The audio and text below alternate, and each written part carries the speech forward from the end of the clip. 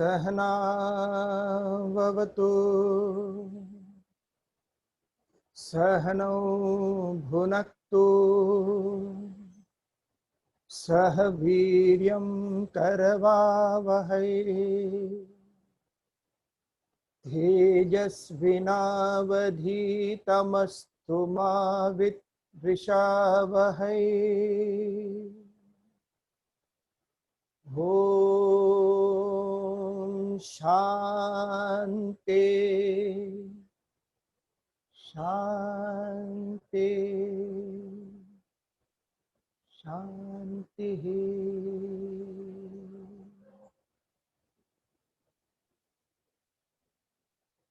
Hari Om everybody.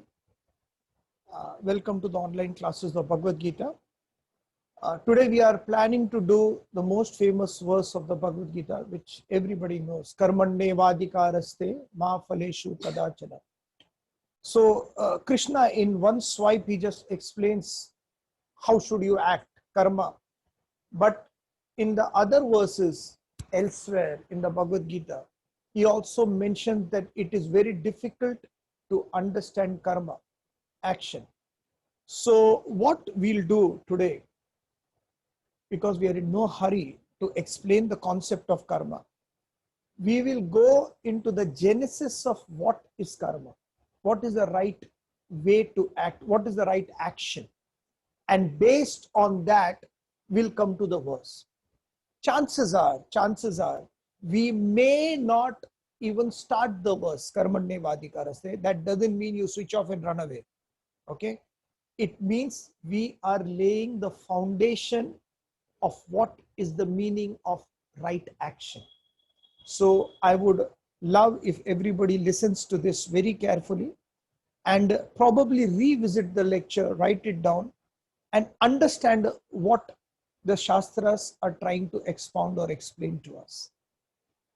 Everywhere you look, majority of people here or elsewhere had come with this bottom line saying that I don't know why this is happening to me, I am agitated.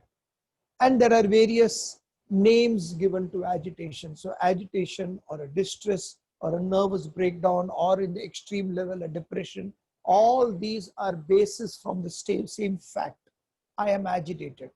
An extroverted person always thinks I am agitated because of some extroverted agency. Some agency in the world which agitates me, which is all right.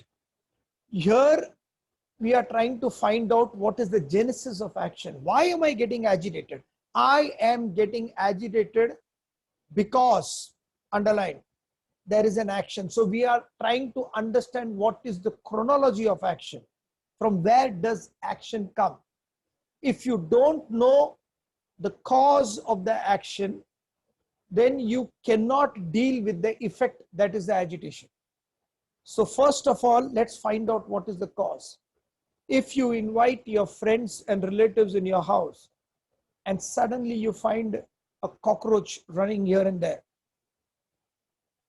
immediately you either in ahimsa way pick up the cockroach beautifully, lovingly and throw it out of the window, or himsa, you hit or kill or do whatever you want and the cockroach dies. And every time, every half an hour you see something or the other creepy crawly running around and you run behind it. And all the visitors are saying, what's happening? So much of insects moving on. And you say, no, we're trying, whenever it comes, we'll try to eradicate it. This all happens until one friend says, listen, let's find out from where it is coming. So they go to, he's your best friend, so he can go anywhere. So he goes to the hall, bedroom, he goes to the kitchen, then kitchen below the sink. He sees there is a pipe which is running from the sink to the sewer, and that net is open. And from there, all the sources are coming.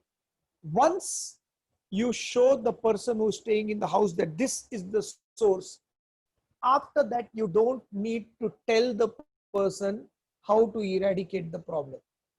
Exactly the same way, agitations are coming, and I am agitated with my husband, with my wife, with my children, with my this, with my that, with my servant.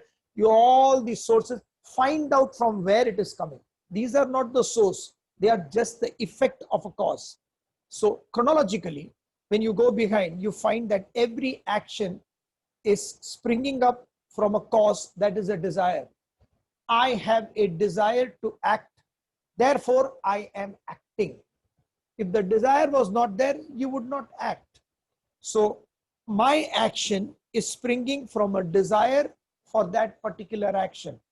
That desire is coming from a thought, a vichar of I want to act, just that one thought. But that one thought is coming why only to you and not for everybody else. A thought to write a poem doesn't come to everybody, but it comes to you as a specific person. A thought to write a story, it comes to you. That thought is why it is coming only to you and not for others. Then they say is this thought is coming from somewhere. There has to be a source for this thought. I don't know what that source is, because in the waking state, that's the only thing that comes into my head is the thought. Then the Shastras say that these thoughts have come from an unmanifest thought, which is called Vasana. Vasana means vas, your unmanifest manifestations, which leads to desires, thoughts, and action. What is this unmanifest power? It's called Vasana. So once you understand from where this Vasana is coming, it is called ignorance. I have not understood who I am. When I have not understood who I am, I have misunderstood myself to be somebody else. Since I have assumed a personality which is not mine, I don't know how to relate with the world. Hence, desires, thoughts, actions leading to agitations. This is beautifully represented in the symbolism of a temple. If anybody has gone to a temple, you'll see that there is a courtyard outside, a big courtyard, which is kept neat and clean. So the courtyard is our physical personality, which is supposed to be kept neat, pure, and clean. No junk inside. Therefore, there won't be junk outside. It's as simple as that.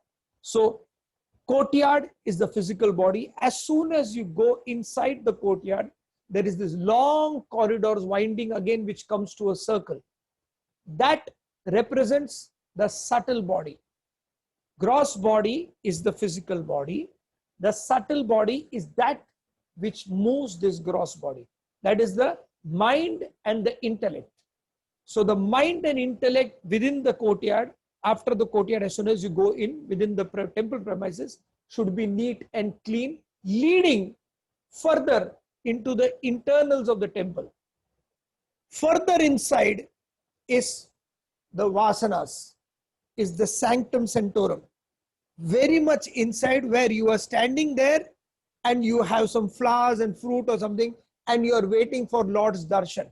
So if you see in a temple, they are all waiting, their railings are there, and they have got to the inside. That means physical body is well trained, mind not functioning on likes and dislikes anymore, intellect having the right set of values to guide the personality, and because of clear thinking, I have understood what my vasanas are, however bad they are, because it is ignorance.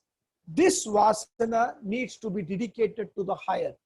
So I go to the temple inside, wait for the darshan, but I can't see the Lord because it's completely dark. That's where the Guru comes in.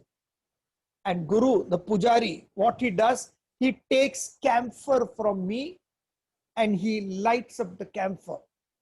The camphor or karpur represents our vasanas. Why it represents our vasanas? Because for there are three states: gaseous, liquid, and solid. Water in steam, water as a liquid, and water as a solid as ice. Karpur doesn't have the liquid. So if you put karpur or camphor outside, it just has the solid form and it sublimates into gaseous. Similarly, this solid form is representing the inconsequential form of my vasanas. What my vasanas are is this personality.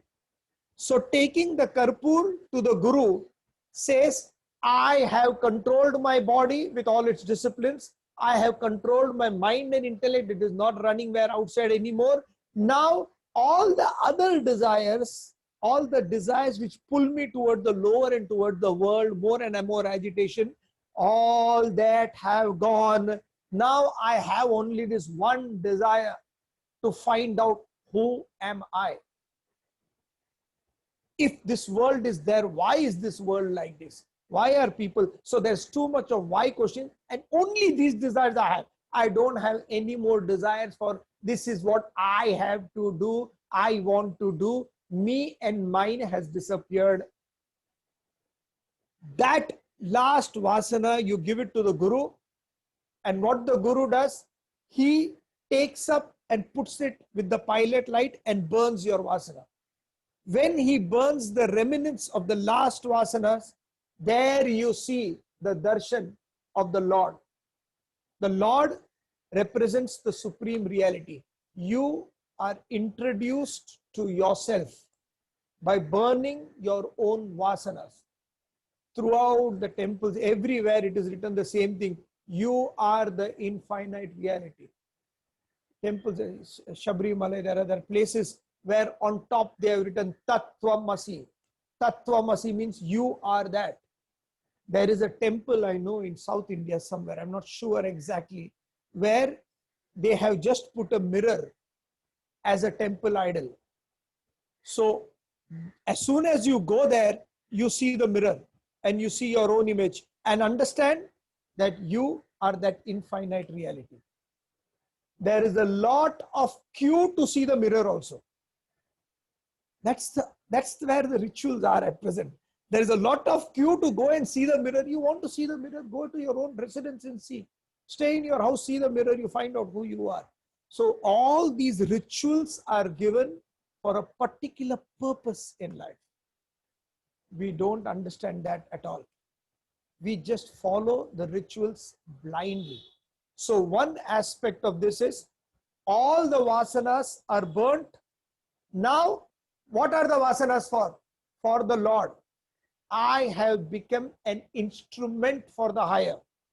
See, when I am selfish, I want something from the world. I don't get it. I get agitated. When I am unselfish, I want something from the world to do better for them also, and simultaneously a little bit of betterment for this individual also. World responds to that unselfishness and takes care of this personality. Therefore, relatively, I am less agitated than what I was when I was a selfish person. When now I have understood that it is my unselfishness, my trying to take care of somebody, doing something good for somebody because I don't need to be done good anymore, has given me more happiness than what I was before. Since I have learned that, I have become selfless. Selfless means now I don't want anything for myself. I just want to be good and do good in whatever way it can be done. Doesn't matter whether you are taken care of. When you have this kind of a thought, then you are investing in the right action.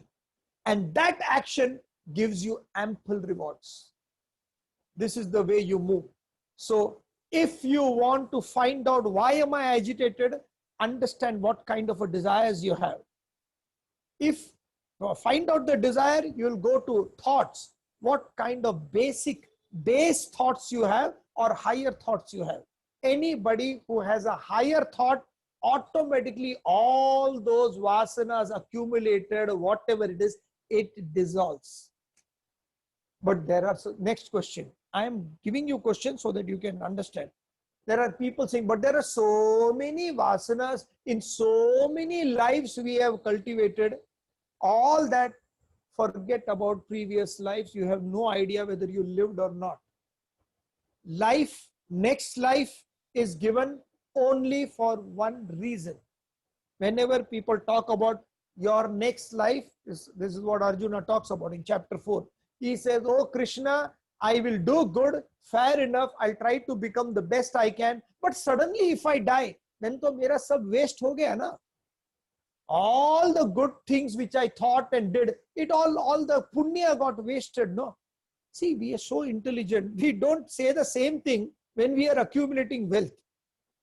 I'm collecting money. Not a single person has asked me this now in 25 years. That, sir, itna paisa jama karke fayda kya hai? Sab waste hi hone wala hai na. Nobody says that. But everybody talks about what is the use of doing good? It goes wasted. To such a rajasic person, a rajasic mentality, a theory is given. Listen, nothing will go waste. Huh?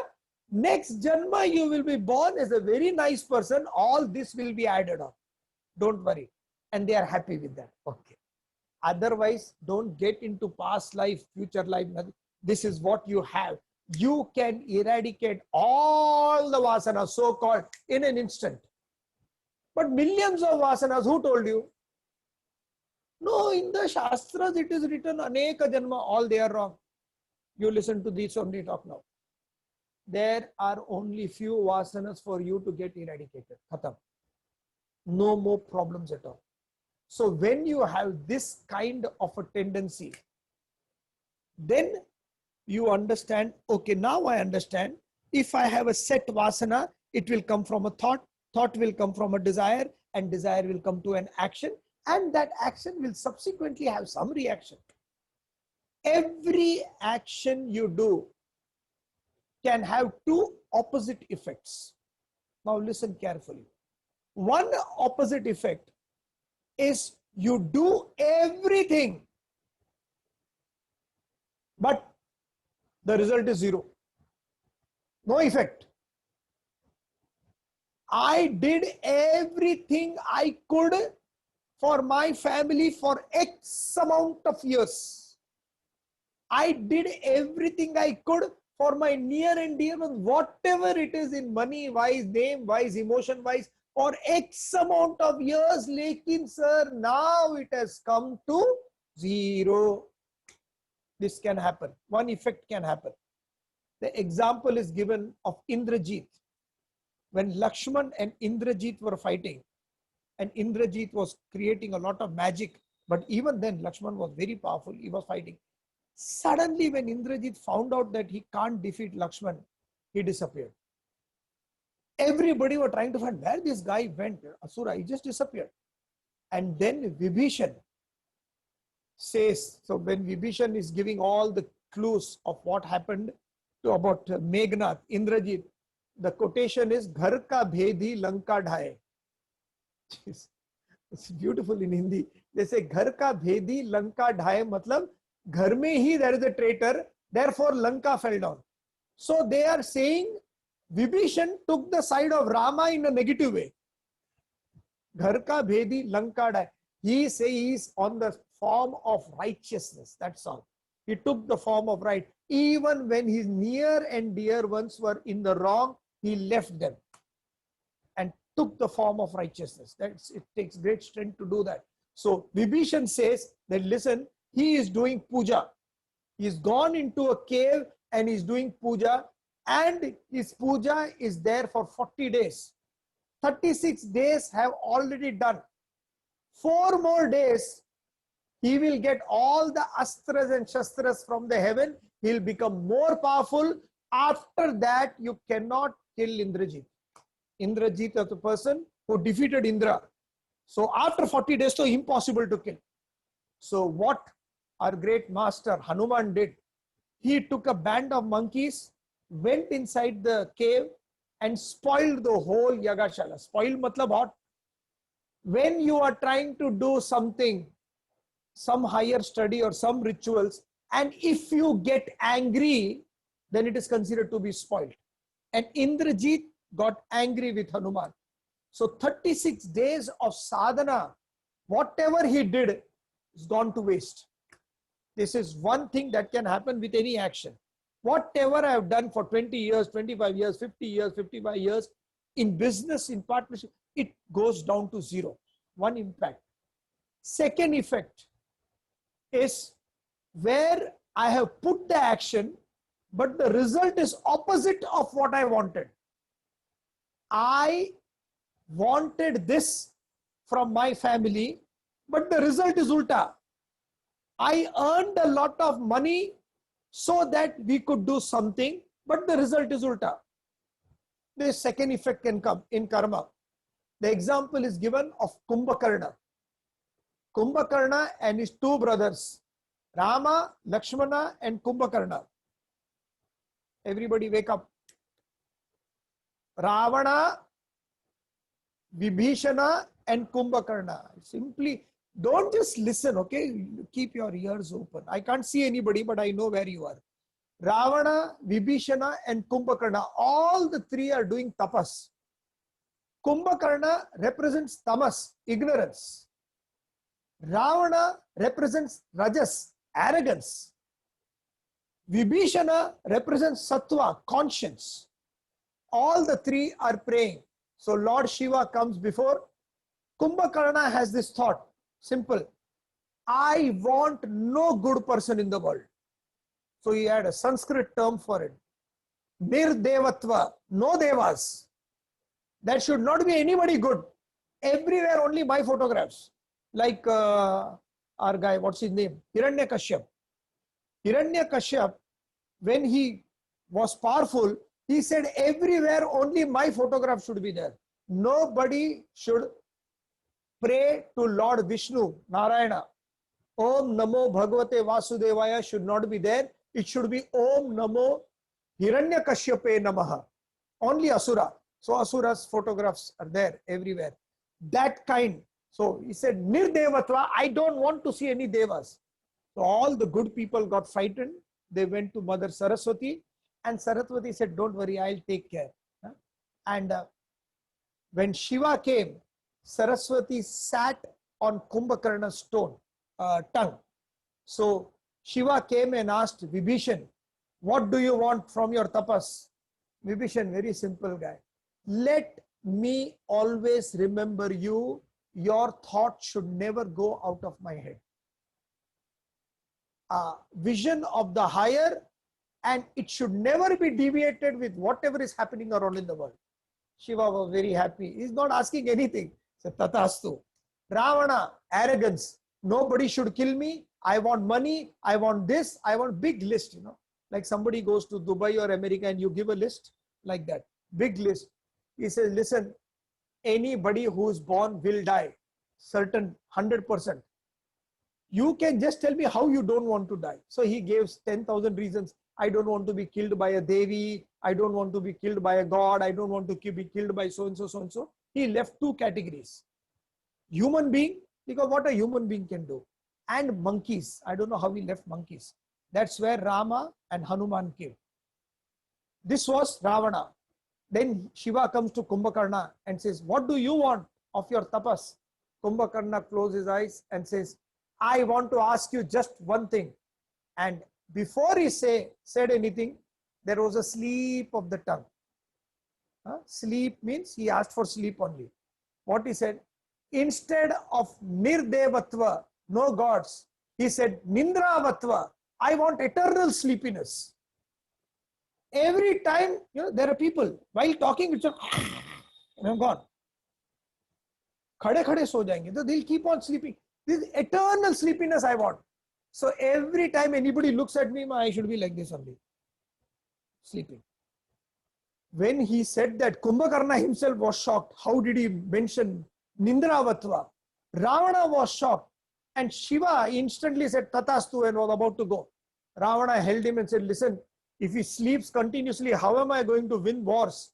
Please don't do that. He said, see, I have said Tatastu. Once I have said, means said. So please take half of my tapas, says Ravana, and reduce his sentence. Then Shiva said, done. 6 months he will sleep, 6 months he will wake up.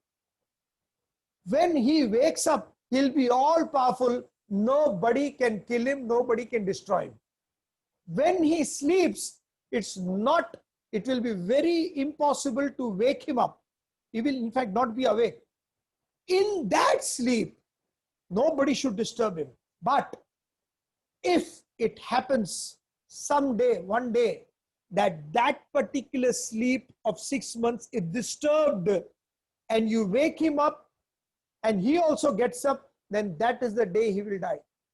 And that is exactly what happened. Nindravatva. So what he wanted and he did tapas, the result came exactly opposite.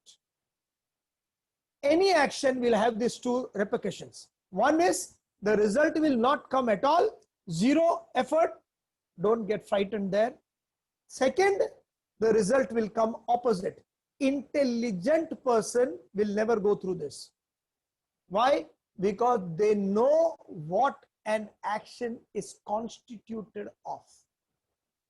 What makes an action? And now we'll go into a detail of it. Every action has got 5 constituents, 5 parts of an action. Every action, come what may, all actions have these 5 divisions. Number 1, adhishthanam. Adhishthanam, field of activity. My swadharma, what do you love to do? What do you like? You do it. So this is my field of activity. Like Arjuna, the field of activity is warfare. This is my field of activity. So you have a field of activity, number 1, compulsory for every action. Second thing which is important, karta. Karta means a person to do something, the subject to do. Third, karanam, instruments with what you are supposed to do. I'll explain it to you. Fourth, chesta. Chesta means the process, how you do it. Fifth, daivam. At present, there is this great virus going on, coronavirus. Wherever is your activity, this is my field of activity. I have to go and work there. That is my field of activity. And I am going, doer has come. Field of activity is that this is what I'm supposed to do. Doer, the actor, the subject is come. Third, karanam, instruments. So if I am going out, what am I supposed to take? What are the instruments to fight this virus? Sanitizer, gloves, soap, little bit of water, and mask. And more importantly, maintain distance. Spiritual people say maintain mental distance.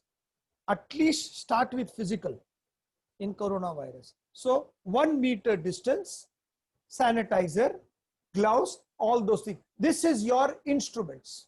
Karanam. Process, how you are going to go about your work. After doing all this, daivam. So like a farmer, you have a field, you have a farmer, you have the equipments of farming, the plow vagara, fertilizer vagara. You should know the process of how you want to do something. So if you want cucumber, you should know what is the process to plant it. If you want chilies, you should know what is the process to plant it. Do everything beautifully. The first 4 processes. And the last process, daivam.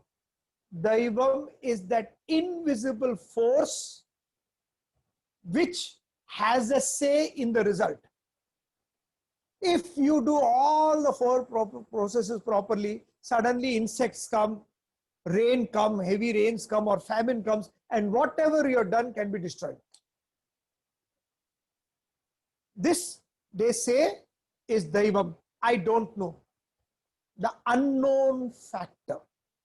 Now this unknown factor is very interesting for a lot of people.